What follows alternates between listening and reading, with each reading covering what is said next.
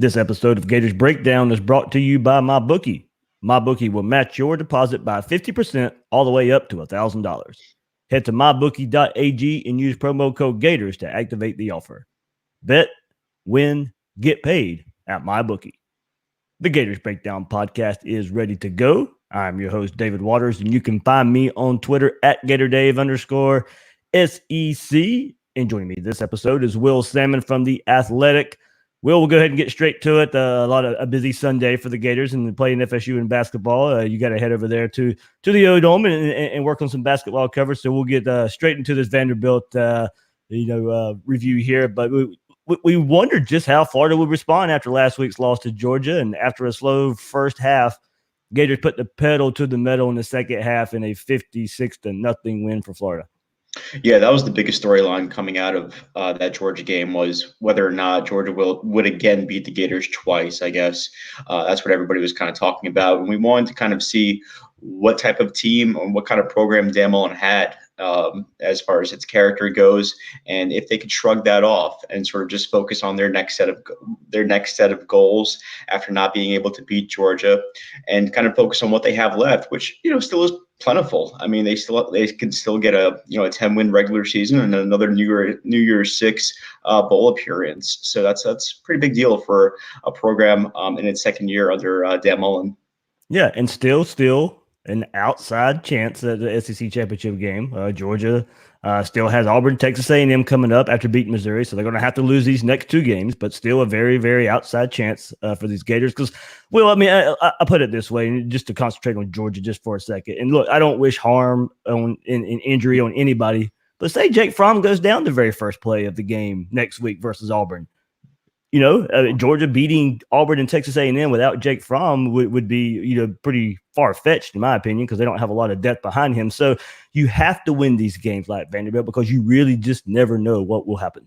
Yeah, for sure. It's not a given, right? I mean, you had to win this one, and you had to, I thought, also look dominant in doing so, which they obviously did with the score of 56-0. Really just completely destroyed an overmatched Vanderbilt team. But you're right.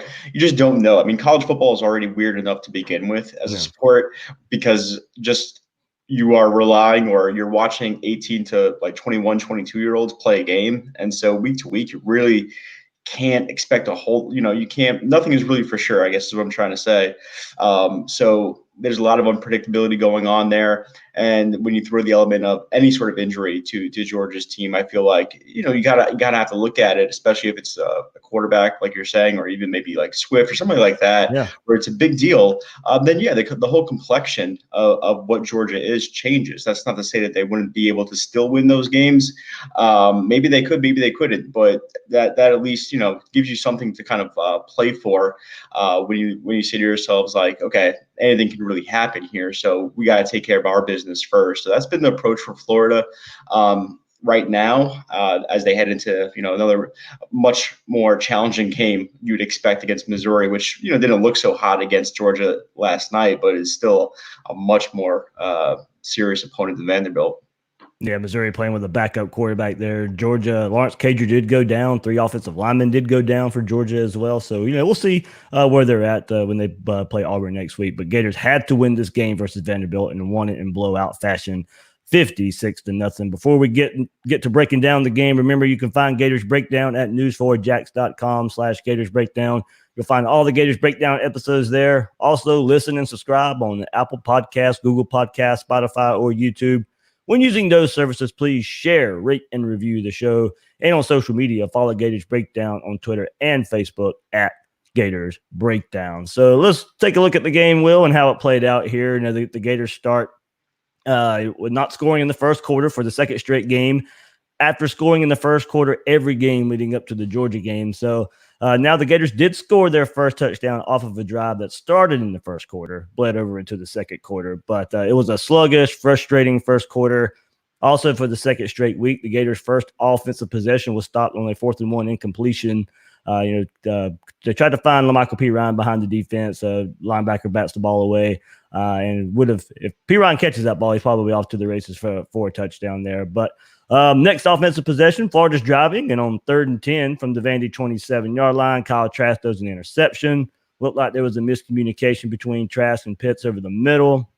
And finally, on the third possession and the one that spanned the first and second quarter, the Gators get on the board on a 15-play, 82-yard drive, capped off by the funky-looking option that was actually a pass touchdown from Trask to Pirine. The ensuing defensive possession yields a Donovan Steiner interception. Gators score 4 plays later and extends the lead 14-0. And that would be it for the first half scoring, as Florida misses a field goal on the next offensive drive, then goes 3-and-out on the next. And then on the last drive of the first half, Trask does his second interception of the game on the back shoulder throw to Van Jefferson, where looked like he was interfered with, and the ball was tipped for an interception. So a sluggish first half that had Florida with a 277-yard to 18-yard edge for the Gators, 214 of that coming through the air. 46 total plays compared to Vanderbilt's 24. Well, you could tell the Gators defense came ready to play. They shut down Keyshawn Vaughn. They were getting after Wallace, the Vanderbilt quarterback there. They were giving the offense the ball time and time again, but the offense just left points on the board in the first half. Right. You mentioned a couple of times the sluggish first half, and I was about to say, well, the defense looked pretty good at least, right? Yeah. Like they were ready to play right from the first drive, I thought, because they were put in sort of like a weird position after Dan Mullen chose to go with it, go for it on fourth down. They really, I mean, people look back, it's 56-0, but that was a little bit of a, you kind of raise your eyebrow at that a little bit just because you're kind of unsure how the game is going to go at that point. Because really anything certainly can happen there. But the Gators defense played well throughout. We saw some changes as well with Marco Wilson playing inside more in that star position role, with Kyra Elam getting more playing time, or at least more meaningful playing time early on in that game at corner, and Trey Dean coming in spurts on the outside as well. So we saw some changes there, plus Diabate getting more action.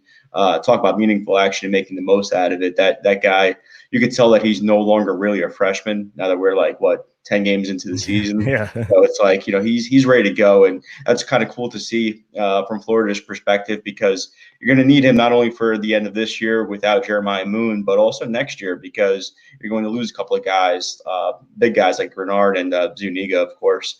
So we saw some different things defensively. It all seemed to really work out. Again, like you mentioned earlier, it was a backup quarterback, plus the other caveat that, hey, this is not only just Vanderbilt, which historically isn't that great of a program, but it was a bad Vanderbilt team too. It was as bad as the score indicates. All that said, I mean, you mentioned also the interception for Trask. I thought he had some good throws and some questionable throws as well. People were really interested in that sort of speed option, but for me, it was just like a regular option. Yeah. He did get stepped on by, I think it was Garage, if I'm not mistaken. Anyway, it was an offensive lineman who stepped on him, and it kind of made it a little bit more quirkier than it probably should have looked with that. But I mean, it looked good. It was fine. The play was there. Yeah, I mean, and his performance overall, I thought, was pretty good. I mean, he like you said, he had a couple of questionable throws, a miscommunication there with Kyle Pitts, a couple of others where the ball placement wasn't exactly perfect. But for the most part, he played well again. So you're kind of knowing what you're going to get out of Kyle Trask these days. Absolutely. So, I mean, you and I were talking at halftime. It was kind of just kind of a straight line performance, because the interception's not really on him, but the placement of the back shoulder throw, it was kind of there, but the coverage was tight to begin with. But most back shoulder throws are tight coverage. You're asking your receiver to go make a play there, and he was draped all over Van Jefferson, and the miscommunication with Trask or Pitts. I mean, you don't want to see those, but there were some excuses for those interceptions there. All right, let's move to the third quarter, Will, and probably one of the most dominant quarters of football I've ever seen from a Gators football team. The Gators put up 28 points, scored on the very first offensive play after the defense forced a 3-and-out. Trask found Trevon Grimes on a 4-yard pass, and Grimes does the rest to turn it into a 66-yard touchdown pass. The next offensive drive took all of 2 plays, as Trask found Tyree Cleveland for 36 yards and then Kyle Pitts for a 15-yard touchdown pass. 3 offensive plays so far in the second half and 2 touchdowns, 28-0 Gators. Ensuing defensive possession while Vandy is driving, Deuce Wallace gets sacked by Mahmoud Diabate and fumbles, gets picked up by Jonathan Grenard for a return of 80 yards.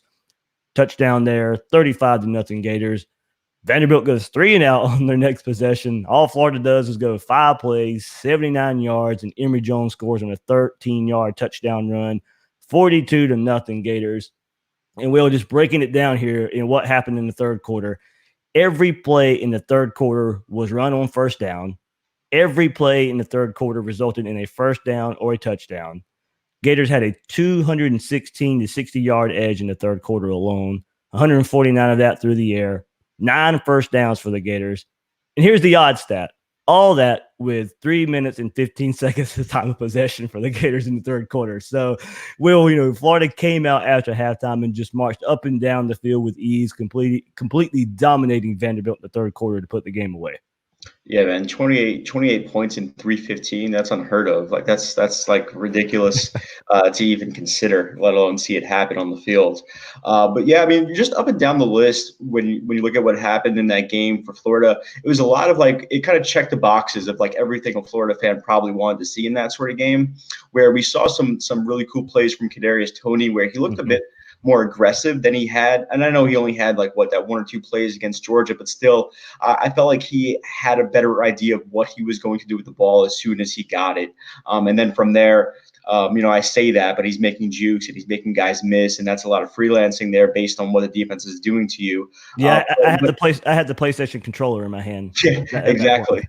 And you're probably pressing every single button too with effectiveness. But yeah, I mean, like he was just more aggressive. I felt like, and that translated to some really eye-opening plays that we're accustomed to seeing from him.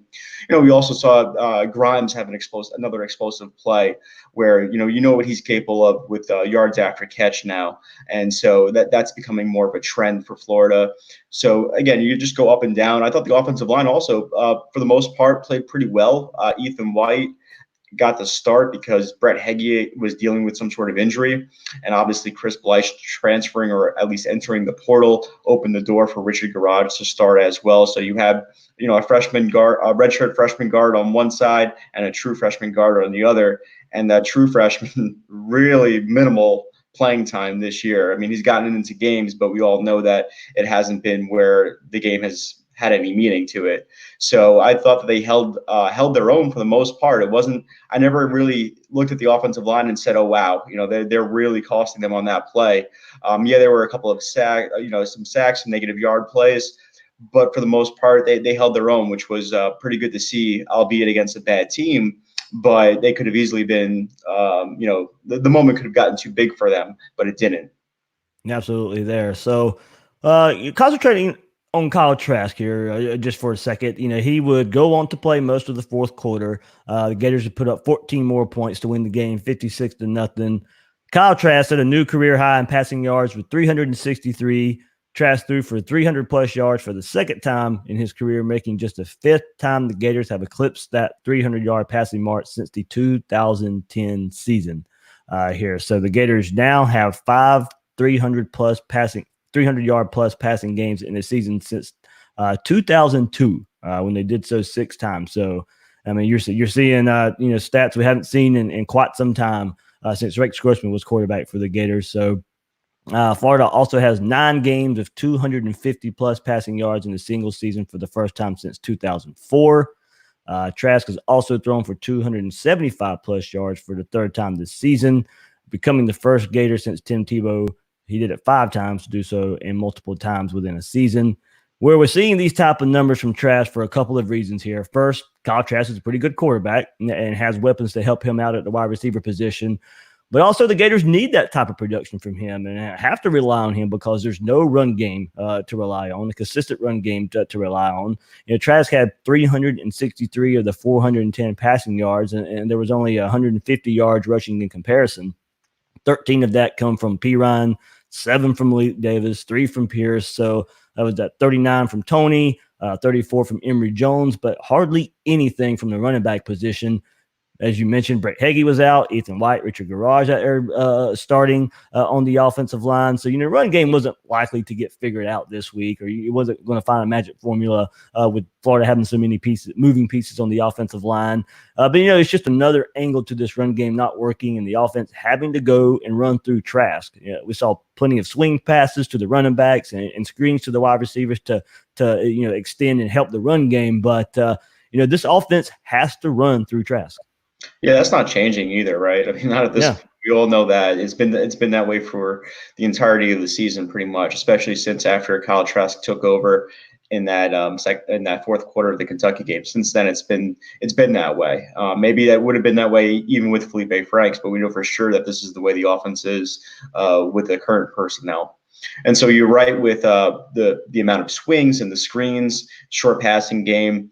All that was pretty much an extension of a run game, or in lieu of actually having a traditional run game, because we know that Florida, even though it was against Vanderbilt with a terrible run defense, they still were not able to get it done. But again, it's not as if they were really trying to either. It's not as if they were pushing it through and like, oh man, it stinks or something like that. I mean, like they had that one play with P. Ryan where even I think Ethan White pulled on the play and they picked it up. I think it was maybe like 2nd and 2 or something like that, where they extended the drive.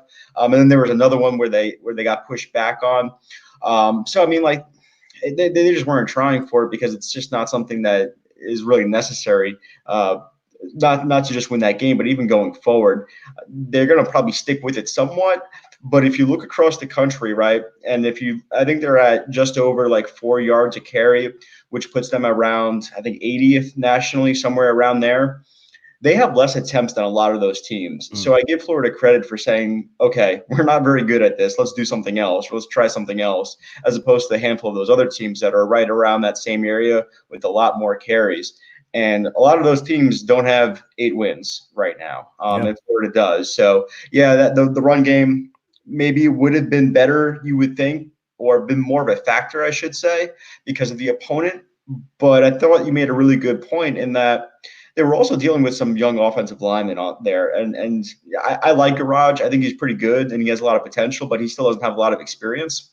And so I thought a good way to sort of overcome that, or at least put a lot less stress on that offensive line, was to not have them not put a whole lot of pressure on them as far as, hey, we got to run the ball here, you got to hold your blocks. And even in the passing game, Kyle Trask did a really good job of getting the ball out really quickly on short passes, on passes over the middle of pits. That ball was flying out there really quick, which alleviated a lot of that stress for the offensive line. Absolutely there. So good transition and for Dan Mullen and this offensive staff of just being able to figure out what they're good at and being able to stick with it. And as Will said, win 8 games along the way as well. So can't say enough about this Gators defense, Will, man. The numbers speak for themselves here. As we know, Vanderbilt is a bad team. And the Florida defense did what they should have done. And way to bounce back after, the last 3 games, I should say, probably for this Gators defense here. Vanderbilt, only 128 yards on the game, only 12 first downs, 2.1 yards per play, 3 of 15 on third down, 6 3 and outs for this Vanderbilt offense. Vanderbilt star running back Keyshawn Vaughn was the only way Vanderbilt was going to win this game, and he was held in check. 15 attempts for only 28 yards. That's 1.9 yards a carry. So 2 weeks in a row where Florida's defense, really stops a star running back here. So, and that was after Vaughn averaged 8 yards a carry last year versus Florida. So this rush defense did their job for the second week in a row. And I know the fan base was looking for it, Will. So, of course, all eyes were on it. But, yes, there was much more press man coverage from the Florida cornerbacks here. As you mentioned earlier, Marco Wilson starting in the star position in place of Trey Dean, Kyer Elam starting in place of Wilson outside, Chester Kimbrough, Jadon Hill getting very important minutes as well. Overall on defense, it was a true freshman that stole the show. Mahmoud Diabate recorded a career high in sacks with 3 in one of each of the first 3 quarters. Will, over at The Athletic, you had a nice feature on Diabate, and you look back at this game. Jeremiah Moon's going to miss the rest of the season. Jabari Zuniga didn't play. Diabate made the most of his opportunity. No doubt. And even like if you project it out a little bit longer, right, and if you sort of analyze that class that they just signed, we all know that ranked pretty highly, of course. It was in the top 10, but we all know the context of that, where there was some attrition there. And all that to say, and I bring that up just because there's more pressure now on guys like Elam, Bogle, Diabate, a couple of those offensive linemen, to actually be what their ranking is, or even be better than that, just because you're not dealing with a full deck anymore as far as that signing class. So all signing classes are going to feature their share of misses. This one, the you know the window for that, it has to be much smaller than it usually is, because you just don't have as many players like you normally would. I mean, they lost a couple of guys, of course. And so from that angle, it was good to see Diabate play up to his potential, and even more than that, because as I mentioned at the beginning of the conversation, this is a guy who you can probably make the case that he's really no longer a freshman in that sense, just because he enrolled early. He carved out a role on special teams as early as the opening game against Miami. He's been on the field. He's been in critical plays on third down in some games, even in the Kentucky game, going all the way back to that one, and then from there it just continued. So he's played pretty consistently, is what I'm trying to get at, despite them having guys in front of him earlier in the season. And so when Moon, who is now out for the season with, I guess, a foot injury, with him being out and Grenard having to play more of a defensive end role with Jabari Zuniga out, that opens up the door for a guy like Diabate, and he really stepped up and delivered, and a very consistent performance, because it wasn't just the sacks with him either. He made some really nice plays on some pivotal third downs in the first quarter, in the second quarter, where he was really setting the edge on some of those runs, and really not allowing guys to get to the outside, and he forced them inside. So it was just an all around really good performance from him, and his speed was really on display, because a lot of people, myself included, will point to the fact that, hey, a couple of those sacks he wasn't even blocked on. Yeah. But hey, I mean, he got there within 2 seconds, and that's really fast. Absolutely. I mean, when at least you did what you were supposed to do in that situation. You're not blocked, so go out there and do what you're supposed to do. And especially the one where he caused the fumble. Yeah, I don't think Vanderbilt laid a hand on him, and quarterback was there. Wallace was there for the taking. A couple more defensive notes I want to get before Will has to go. Some thoughts on some of your tweets that you guys had to send out there. That you sent in to us. So Donovan Steiner's 2 interceptions in a single game, career high for him, and the second time this season that the Gators have had one player record multiple interceptions in a game. Sean Davis had 2 interceptions against Kentucky, and Jonathan Grenard's 80-yard fumble return for a touchdown in the third quarter is the Gators' first defensive touchdown of the season. Grenard's return is Florida's longest return since Quincy Wilson's 79-yard return versus Missouri in 2016. So before we get to your tweets, are you the type of fan that knows football so well that you could choose any game and call it? Well, MyBookie is the place for you, because they let you turn all your sports knowledge into cash into your wallet. Between football season, NBA, the start of college basketball season, it's time to get off the sideline and get in on the action with MyBookie. If you're the kind who likes to bet a little to win a lot, then try a parlay. Pick your locks for the week, put them together in one parlay bet, and when they all come through, the rewards will be huge for you. Tired of watching the game from the couch with nothing to gain? Then head to MyBookie. MyBookie will match your first deposit by 50% all the way up to $1,000. Use promo code Gators to activate the offer. Visit MyBookie online today at mybookie.ag. That's MYBOOKIE.ag. And don't forget to use promo code Gators when creating your account to claim the bonus. Bet, win, get paid at MyBookie. All right, well, let's get to it. At CLT Gators says the win was exactly what the team needed. Great way to exercise the demons from the previous game.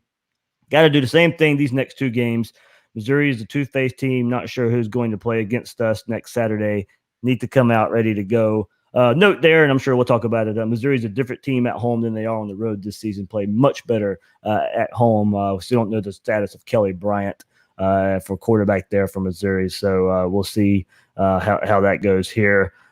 Beat UGA at M. Earl 321. So says, like the changes on the O-line and that star. Thought the team looked like they had looked prior to UGA. Realized the competition was 2 different stratospheres. Something was off a week ago. Great response and fun to watch. Well, that was a lot of responses here. Look, Georgia and Vanderbilt are completely different, as this, as Michael M. Earl says, completely different stratospheres here. But you still did see some adjustments fans were looking for: the press man coverage, getting Dean out of the star position, and making and Wilson playing. At least, maybe it took 9 games into the season here, but from this midseason stretch and some of the issues that we saw from the LSU South Carolina games, you did see in the Georgia game as well, you did see some changes as far as schematically and as the players are on the field. Yeah, for sure. And with the change with Dean, it's easy for like us to kind of point to as far as people who analyze the game and fans too who are watching it and who know what they're talking about as well. It's easy to say like, okay, they got to move Trey Dean out of there, but at the same time, I mean, he's supposed to be at least a pretty significant part of not only their season this year, but also in their future. So it's not like they could just like say, okay, dude, like you're struggling out here, let's do away with you. There has to be a way to sort of massage like his personality and get the most out of him so that it's not something that is like drastic or it's not something that hurts him long term.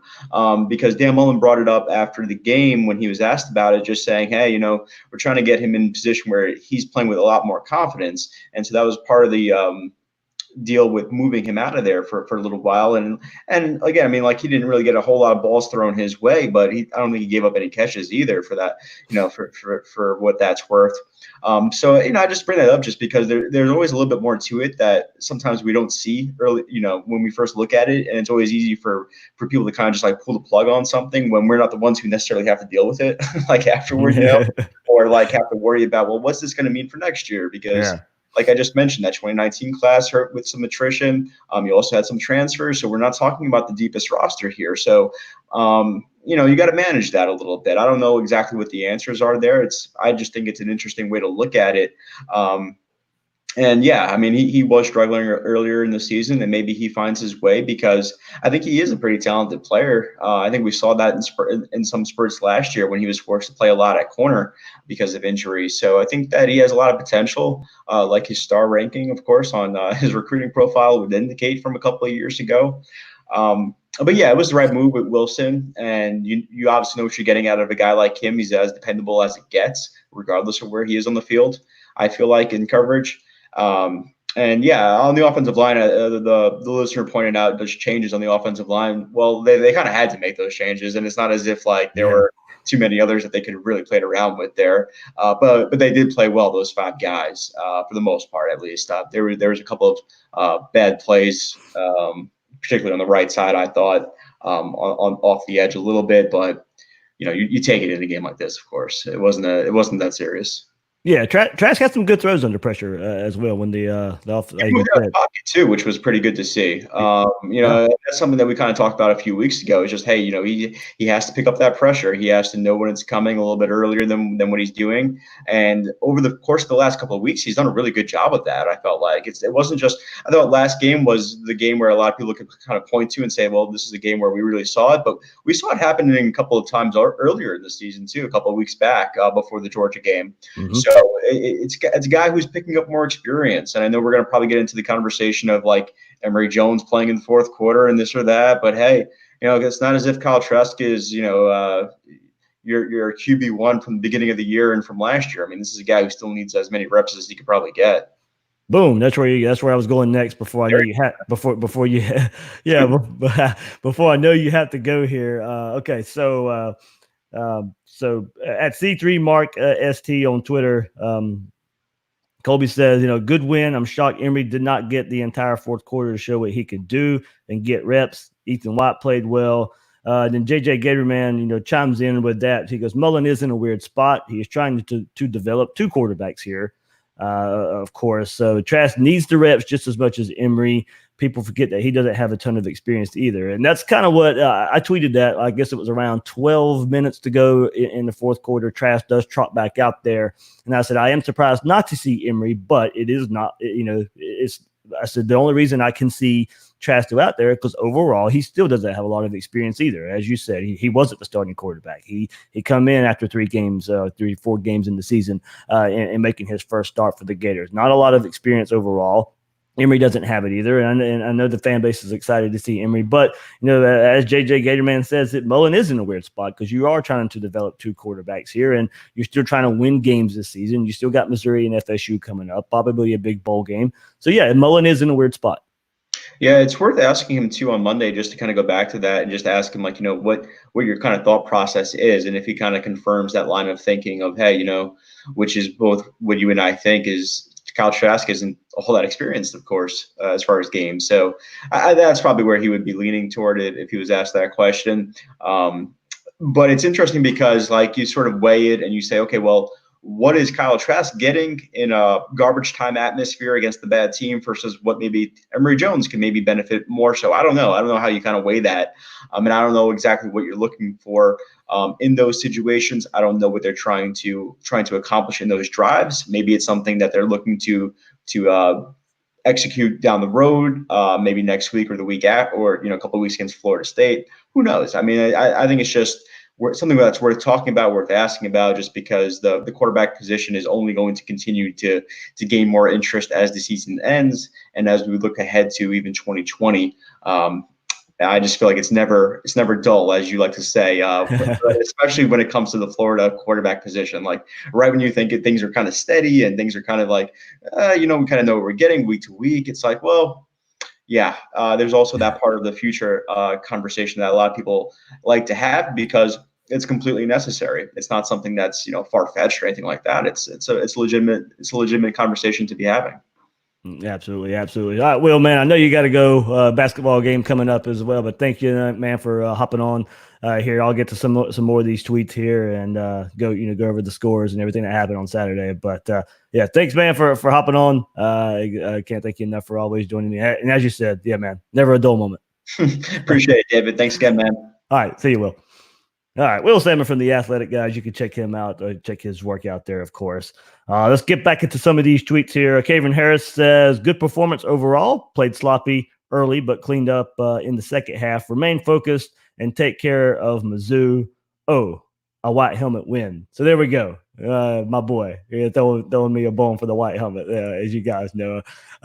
I'm not one of those believers that in curses or anything, and the white helmet does not cause Florida to lose games. So good. Florida does get a 56-0 win with a white helmet, so that can calm some people down about the white helmet. Dustin Woolbright says, beat the teams you're supposed to beat. And the way you're supposed to do it. So absolutely, we've seen too many times under regimes, McElwain, Muschamp of Florida, not beating teams the way they're supposed to. So a lot of these cupcake games that Florida has had to play against FCS squads or lower FBS squads, Dan Mullen has blown those teams out. A bad Vanderbilt team, Dan Mullen has blown that team out. So of course, Missouri's not playing well right now. We'll see how they look at home next week. If Kelly Bryant comes back as well, I don't think Missouri is quite as bad as what they've shown over the last few weeks there, but they've had some injury, bad luck, and they do play much better at home. If you go and look at the schedule here, Cam the Man says the team came out of halftime like a bat out of hell. It was fun to see them put up a bunch of points on an ACC team, even if it was against Vandy. And yeah, I mean, look, guys, we discussed it so much last week. How would the team respond after Georgia? And it was a noon game. These noon games typically have a slow start for the Gators. It's just the way it's been for years. The crowd was slow arriving, but did fill in the stadium pretty nice. Their student side included. It was a nice crowd for coming off the Georgia loss. A noon start. It ended up being a pretty good atmosphere and a lot of fireworks in the second half to please the fan base.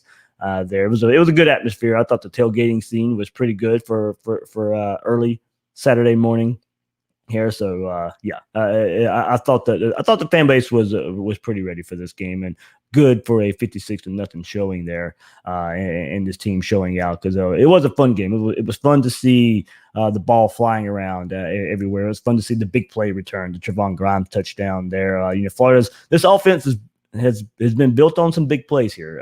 The swing against Auburn and the big run against Kentucky from Hammond. And we've seen a lot of big plays. A Tony screen from the Miami game. We've seen a lot of big plays from these receivers, and just another one from Trevon Grimes there. And good for him too.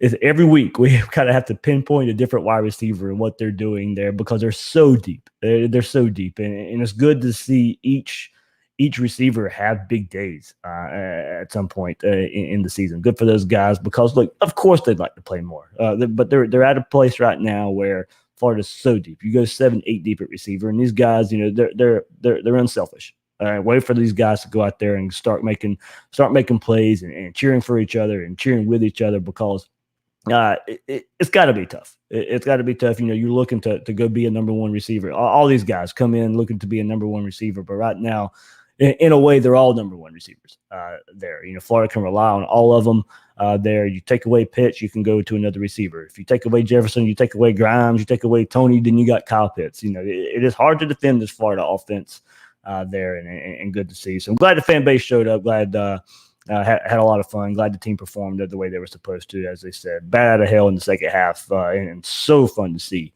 the Gators respond that way. All right, let's take a look around the SEC and other games of note. Man, what is going on in Arkansas, Western Kentucky? 45-19. Unbelievable there. You got to think maybe some changes are coming at the head coaching position there at Arkansas because it is not pretty. I know you're switching systems from Bielema and going completely pass happy, but man, Chad Morris, man, something's got to give. It's not supposed to be that bad. 45-0. I mean, it's a Western Kentucky team that was only their sixth win of the season. They're 6-4 now after beating Arkansas. It's not like you were playing a lower tier FBS school that has a pretty good record and having a really good season. 45-19 anytime for Western Kentucky to beat Arkansas is inexcusable there. 56-0 the Gators over Vanderbilt, of course. Game of the week, 46-41 LSU over Alabama. Alabama with a terrible first half, shot themselves in the foot there, but LSU comes out 46-41, and man, Burrow 393 yards on this Tide defense there. Tua had 418 yards, so this game had the potential to be the shootout, and it definitely turned into one there. But LSU just basically looked like the better team the whole game. So yeah, it's LSU takes control in the SEC West there. So right now, setting up for LSU Georgia SEC championship game after the last 2 weeks. We'll see how it all plays out in the next few weeks. Ole Miss 41-3 over New Mexico State. Will Muschamp loses to Appalachian State. South Carolina does 20-15. Appalachian State, a week after losing to Georgia Southern, marches into Bryant-Denny Stadium and beat South Carolina 20-15. South Carolina had a chance late, but couldn't get anything going there. So Appalachian State defeats Will Muschamp in South Carolina. I have to wonder where we knew this season was going to be difficult for South Carolina with the schedule that they had, but man, this was one of the games you were supposed to win. The North Carolina game to start the season was one of the games you were supposed to win. Yes, you somehow beat Georgia, but these are some inexcusable losses. You shouldn't lose to North Carolina in the first game of the season. You shouldn't be losing to Appalachian State. Appalachian State's a good football team. Don't get me wrong, but no, you're coming into the season. This is a game you should not be losing. And South Carolina, who's been running the ball well, didn't have a run game to speak of at all. DeCarrion Joyner led the team with 14 yards rushing. Brian Edwards did have 90 yards receiving, but South Carolina just couldn't get it done. 4-6 overall, 3-4 in the SEC. And Florida's opponent next week loses to Georgia. Georgia beats Missouri 27-0. Jake Fromm throws for 173 yards. DeAndre Swift only runs for 83 yards. It wasn't a pretty game for Georgia, but honestly, they looked exactly like almost every game they looked before the Florida game. Of course, they play the best game against Florida there, and had some help from Florida and the way Florida was playing as well. But Georgia gets their third shutout, 27-0 over Missouri. Tennessee 17-13 winners over Kentucky. Lynn Bowden still playing quarterback for Kentucky. Only had 25 yards passing. He did have 114 yards on the ground, but no, just can't. They can't get anything going through the air there. So it really, really limits what Kentucky can do on offense. But, credit to Tennessee. They're bouncing back after a terrible start to the season. They're 5-5 overall in the season now, 3-3 in the SEC. But a 17-3 or 17-13 win for Tennessee over Kentucky. So also Florida State defeats Boston College 38-31 in the first game without Willie Taggart. So they go on the road. They get a victory at Boston College, and Miami pounds Louisville 52-27 the week after beating FSU. So maybe Miami's figuring some things out as well. Jaron Williams with a big day against Louisville there. That was supposed to be a lot closer game than that, but 52-27 for Miami.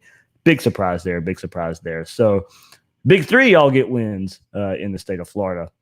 The Big Three state of Florida teams all get big wins there yesterday. But, of course, we were all concentrating on Gators getting a 56-0 victory over Vanderbilt and setting up, away one more to defend the Swamp. That was a win at home. Got one more at the end of the season when Florida State comes to town. So Florida has a chance to go undefeated now at home with this win over Vanderbilt, and one more versus Florida State. So defending the Swamp, something Gators needed to do. We've had so many ugly games in the Swamp over the years with McElwain and Will Muschamp, and it's good to have some excitement and firework back in the Swamp, and that's exactly what we're getting now with Dan Mullen, and one more victory to end a undefeated season at home for the Gators when FSU comes to town in just a few weeks. Thanks to Will Sammon again from The Athletic for hopping on, and I know he was really busy with the basketball game versus FSU as well, so we're going to go cover that. If you're listening to us live, recorded the podcast early so I could concentrate on the basketball game and have some fun watching that too, as the Gators hopefully go beat FSU on the hardwood. But everybody, thank you for listening to this episode of Gators Breakdown. Can't thank you enough. Had fun meeting so many of you at the game yesterday. Harmonic Woods tailgate. Never defeated. Really good time there as well. So I'm the host of Gators Breakdown, David Waters. You can find me on Twitter at GatorDave_SEC. Guys and girls out there, thanks for listening to this episode of Gators Breakdown.